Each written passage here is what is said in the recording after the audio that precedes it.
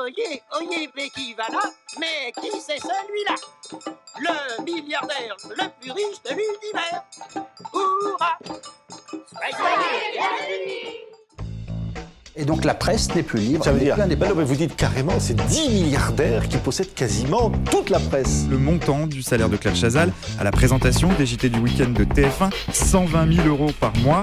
Ça a été Bolloré, ça a été Patrick Drahi qui a racheté Libération, l'Express et puis BFM. Ben oui, vous pouvez faire le compte entre Martin Bouygues, TF1, Bolloré, Canal, Patrick Drahi, les journaux que je viens de citer, Xavier Niel avec ses associés Le Monde et le groupe L'Obs. Dites carrément que depuis la Seconde Guerre mondiale, jamais l'information en France n'a été autant muselée. Alors les mythos, on prépare encore des mensonges? 90% de conneries. On ment sur la France, on donne pas les vraies informations? T'en as marre de vous les gars. Oui, parce que vous vous souvenez de la Libération, il y a un programme, celui du Conseil national de la résistance. Son principe, c'est la presse doit être indépendante des puissances financières. Et à l'époque, tous les journaux se construisent sur ce principe.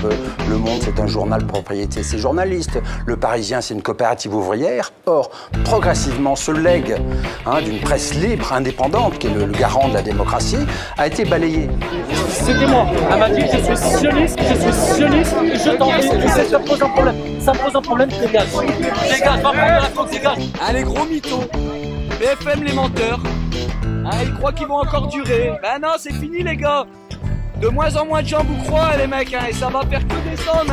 Quand on anime une émission de débat public, on a une responsabilité, par exemple, de ne pas propager les thèses complotistes, de ne pas donner la parole à des cerveaux malades. Des cerveaux malades. Chacun doit penser ce qu'on veut, Patrick. Et donc on l'a vu notamment sous les années Sarkozy, et des proches de l'Élysée ont racheté. Et puis là, on a vécu depuis 2012 la fin du séisme.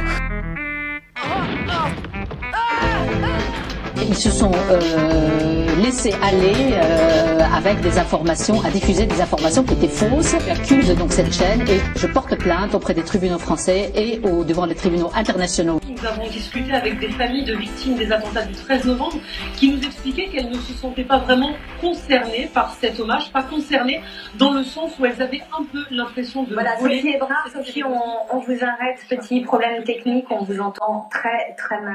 Vous gravez les formules d'usage et vous signez Caesar.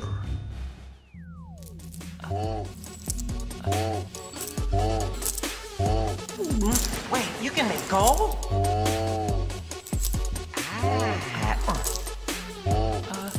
Gimme!